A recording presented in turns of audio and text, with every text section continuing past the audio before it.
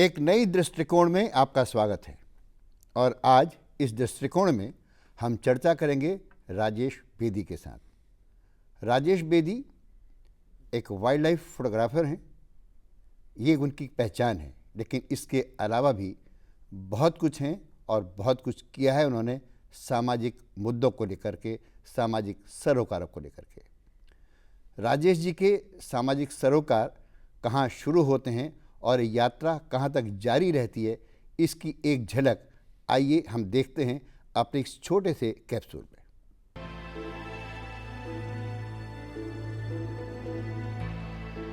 11 अगस्त 1950 को हरिद्वार में जन्मे राजेश बेदी की पहचान एक ऐसे फोटोग्राफर की है जिन्होंने वन्य जीवन के तमाम पहलुओं को अपने कैमरे में कैद किया है। पर उनके फोटोग्राफी जीवन का आयाम यहीं तक सीमित नहीं है। उनकी फोटोग्राफी के सामाजिक सरोकार भी बहुत गहरे हैं। सामाजिक विषयों को केंद्र में रखकर की गई उनकी फोटोग्राफी पर अब तक 1 दर्जन पुस्तकों का प्रकाशन हो चुका है। इसी कड़ी में उनके चित्रों पर आधारित एक और पुस्तक हाल ही में प्रकाशित हुई है। राजस्थान के पृष्ठभूमि पर आधारित इस पुस्तक का नाम है Rajasthan under the desert sky. पिछले दिनों दिल्ली के इंडिया हैबिटेट सेंटर की कला दीर्घा में पुस्तक का विमोचन किया गया। मौका था इस पुस्तक में शामिल किए गए उन तमाम चित्रों की प्रदर्शनी का जो एक खास अंदाज में खींचे गए थे। 1 सप्ताह तक आयोजित इस प्रदर्शनी का उद्घाटन और पुस्तक का विमोचन एक ही समय और एक साथ हुआ।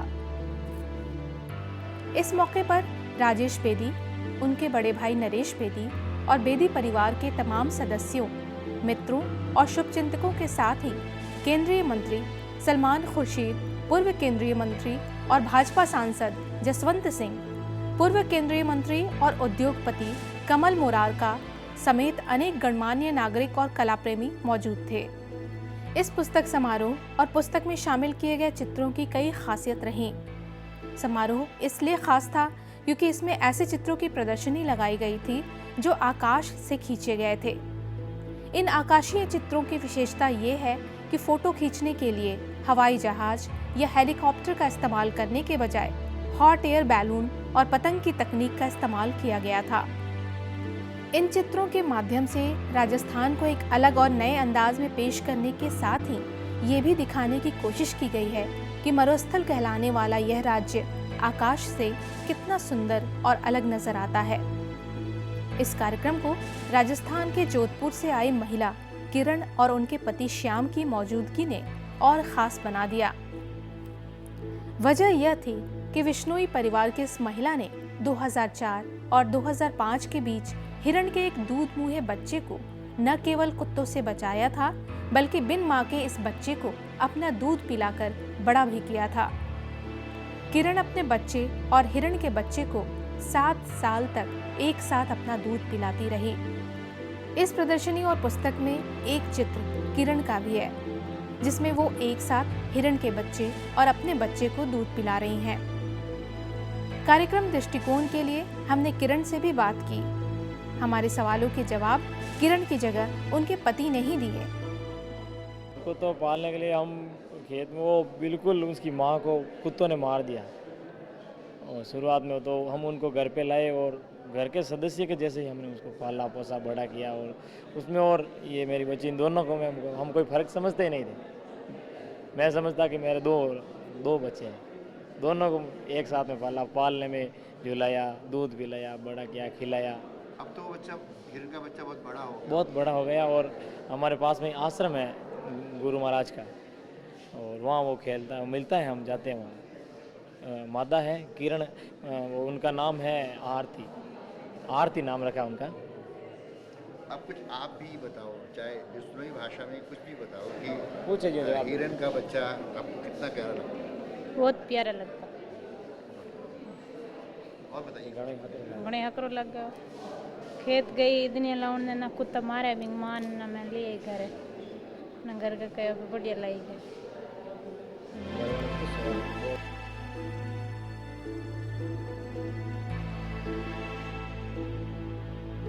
वन्यजीव फोटोग्राफर राजेश बेदी को अपने चित्रों के लिए कई अंतर्राष्ट्रीय पुरस्कार भी मिले हैं। ऐसा एक पुरस्कार उन्हें 1986 में इंग्लैंड में आयोजित एक प्रतियोगिता में भी मिला था।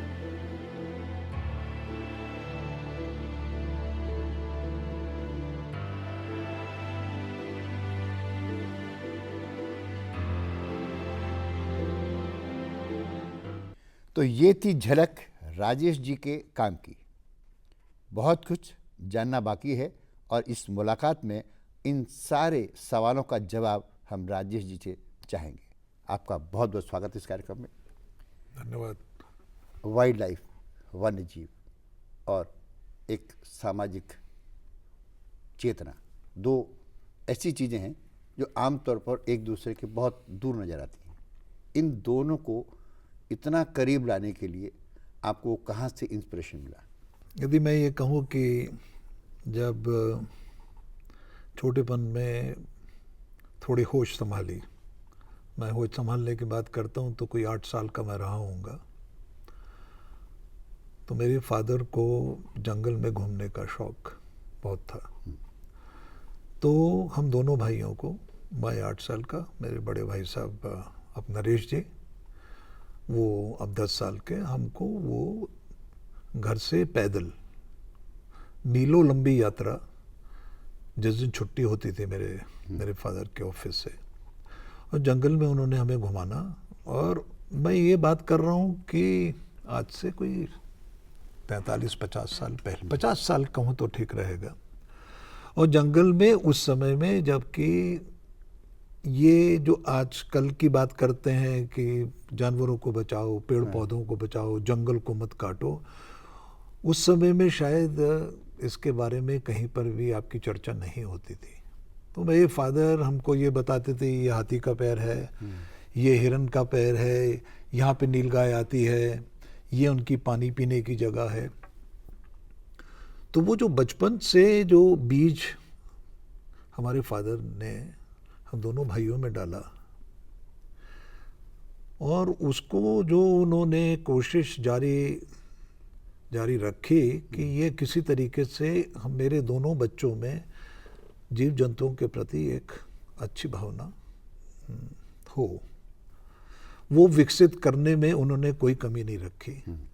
और मैं ये कहूँगा कि विकसित करने में कोई कमी उन्होंने नहीं रखी, और हम दोनों भाइयों ने अपनी तरफ से कोई कमी नहीं रखी कि हम उस शौक को। ये बहुत अच्छी बात है कि पिताजी ने दो ऐसे बीज बोए कि जो जंगल में उगने वाली हर चीज़ को अपना समझ करके आगे बढ़े। और ये उससे बड़ा सौभाग्य है कि उन दो बीजों ने भी ये महसूस किया कि उनको अपने पिता की इच्छाओं के आधार पर आगे बढ़ना है, जो आप दोनों भाइयों ने किया। जब जंगल की बात होती है और जंगल को लेकर के कई तरह के मिथ भी होते हैं, कई तरह के संदेह भी होते हैं, और सबसे बड़ी बात होती है कि हम जंगल में दो तरह के लोग हैं। एक तो जानवर हैं, दूसरा वहाँ की वनस्पतियाँ हैं, पेड़ पौधे हैं। दोनों जीवन लेते हैं, दोनों की अपनी भाषाएं होती हैं। एक अच्छा वन्य जीव फोटोग्राफर या एक अच्छा शिकारी दोनों भाषाओं को कैसे और किस प्रकार समझता है? देखिए, शिकारी की बात करें तो मैं ये कहूँगा कि हम भी शिकारी हैं, दोनों भाई। हम कैमरे से शिकार करते हैं, और जो शिकारी एक जनरल भाषा में समझा जाता है कि जो बंदूक से शिकार करता है। वन्य जीवों की फोटोग्राफी करने का जो काम है बहुत मुश्किल है। फिर आपकी कुशलता है उसको कि आप उस चीज़ को किस तरीके से कैमरे में आप खींचते हैं। लेकिन इसके साथ साथ जो हम दोनों भाइयों के इंटरेस्ट रहे और हैं आज की तारीख में, जैसे वन्य जीवों को खोजने में समय लगता है, उनके बारे में जानकारी जो हासिल करनी है उसमें भी समय लगता है, और उसके बाद जो सारा प्रयास है, जो एक आपका मुश्किल जो कार्य है, इसी तरीके से जो हटकर सब्जेक्ट हैं, जो कि वाइल्ड लाइफ से हटे हुए हैं सब्जेक्ट, जैसे कि आपका लद्दाख के ऊपर मैंने 2 किताबें करी, सिक्किम के ऊपर 2 किताबें करी। जब हम वाइल्ड लाइफ की हम बात करते हैं, और वाइल्ड लाइफ में हमारे पास एक आइकन है जिसका नाम जिम कॉर्बेट है। जी।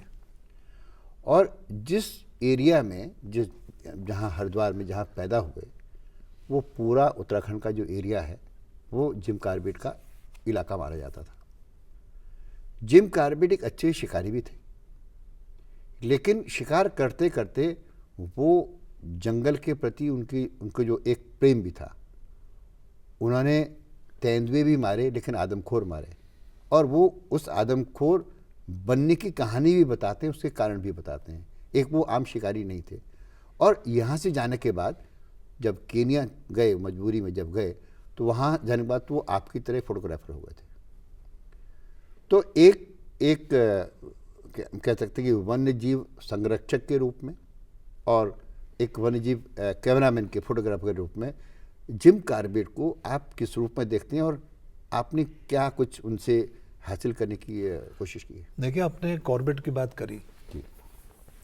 मुझे जहाँ तक ख्याल पड़ता है कि जब हम 8 या 9 साल के थे तो हमने कॉर्बेट जाना शुरू किया।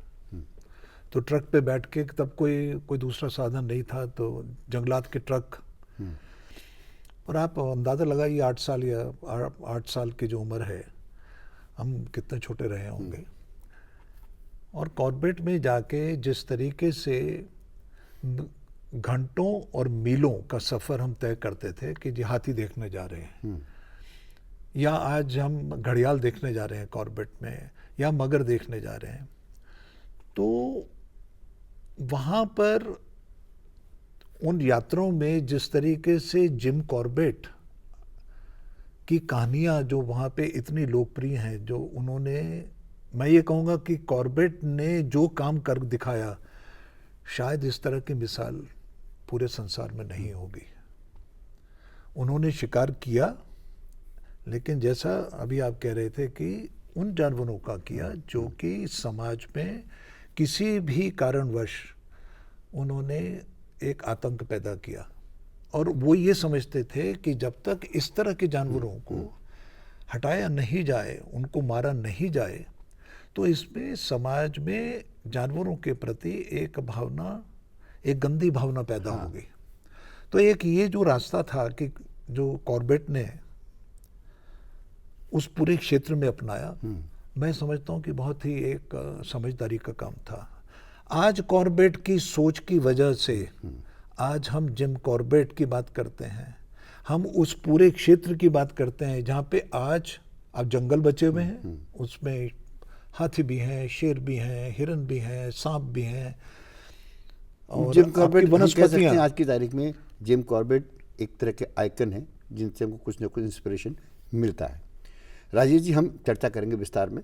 यहाँ पर हमको एक छोटा सा ब्रेक लेना होगा। वक्त एक छोटे से ब्रेक का, ब्रेक के बाद फिर मिलेंगे और ये चर्चा जारी रहेगी। आप कहीं जाइएगा नहीं, देखते रहिए लोकसभा टेलीविजन।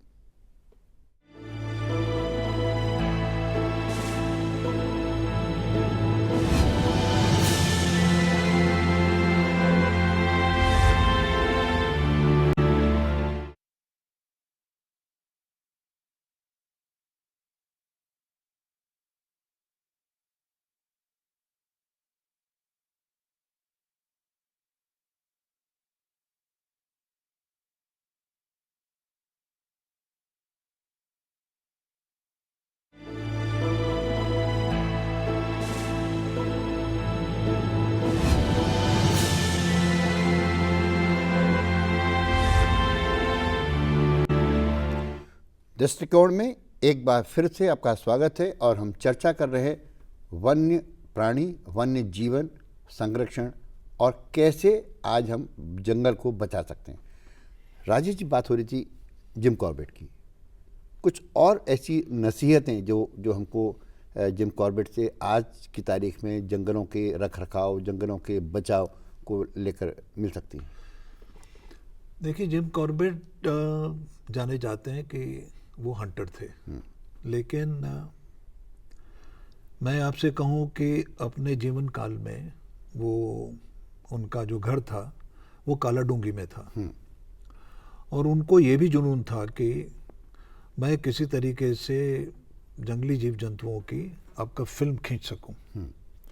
तो जहाँ उनका घर था उसके पास ही एक नदी का स्रोत था तो उन्होंने वहाँ सोचा कि मैं यहाँ पे अपना स्टूडियो क्रिएट करूँ जंगल के बीच में। और ये सोच कैसे आई, क्योंकि उस ज़माने में जो कैमरे थे उसमें हाथ से चाबी भरते थे और उसकी आवाज़ बहुत होती थी। तो उन्होंने ये सोचा कि जंगल, ये जो आपका नदी की जो आवाज़ है, उससे उसकी जो क्रैंकिंग साउंड है वो दब जाएगी। वो दब जाएगी और मैं अपना काम कर लूँगा। तो आप जो इंटरेस्ट की बात कर रहे हैं, और उसके बाद मैं ये कहूँ कि जिम कॉर्बेट के बाद आपके चैंपियन एक ऑफिसर वहाँ पे जो आए, वो पहले शख्स थे जिन्होंने हिंदुस्तान में वाइल्ड लाइफ फोटोग्राफी की नींव डाली। और उनकी यदि फोटोग्राफ आप आज की तारीख में भी देखें तो वो आजकल जो फोटोग्राफी का जो लेवल है उससे कहीं कम नहीं है। तो ये जो एक कंट्रीब्यूशन जो है जंगल को बचाने का और मैनीटर्स को मारने का, या हटाने का। जब हम जंगल को बचाने की बात करते हैं और वन संरक्षण की बात करते हैं, 1980 में केंद्र सरकार एक कानून भी बनाती है, वन संरक्षण अधिनियम बनाती है।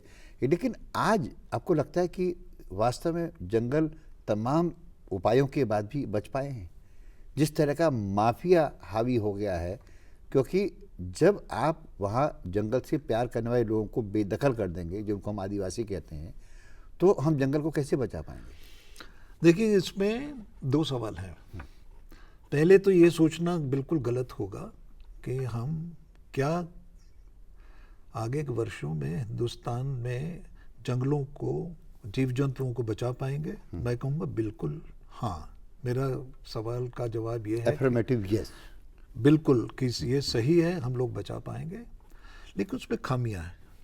खामियां जैसे मैं आपको बताऊं कि लॉ तो सारे हैं, अच्छे लॉ बनाए सरकार ने, लेकिन जो लोकल आदमी है, जो जंगल के साथ रहते हैं, उनकी समस्याओं का ध्यान यदि सरकार ध्यान नहीं देगी तो, और उन लोगों को जंगल में बचाने के जितने भी आपके समितियां हैं या जो योजनाएं हैं, जब तक उनकी उसमें भागीदारी नहीं होगी तो आप जंगल नहीं बचा पाएंगे, जीव जंतु नहीं बचा पाएंगे।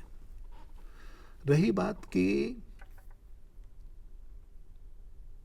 जो ऐसे केसेस होते हैं, जंगल में जंगली जानवर रहेगा, जंगल से बाहर निकलेगा, उसका कारण है कि जंगल में चोरी छुपे शिकार भी होता है, अब लकड़ी भी काटी जाती है, जंगल का साइज कम हो रहा है।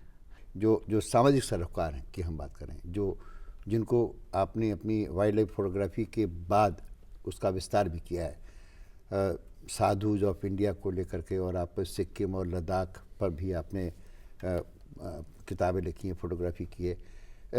सामाजिक दायरा और सामाजिक सरोकार कहाँ से इसकी शुरुआत होती है, अगर आपकी ये फोटोग्राफ की हम बात करें तो?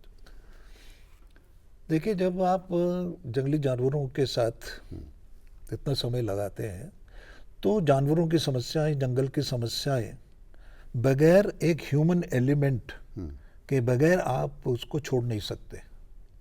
तो एक वो जो ह्यूमन एंगल है वो स्वाभाविक है कि आपके काम में, आपके दृष्टिकोण में कहीं ना कहीं आएगा।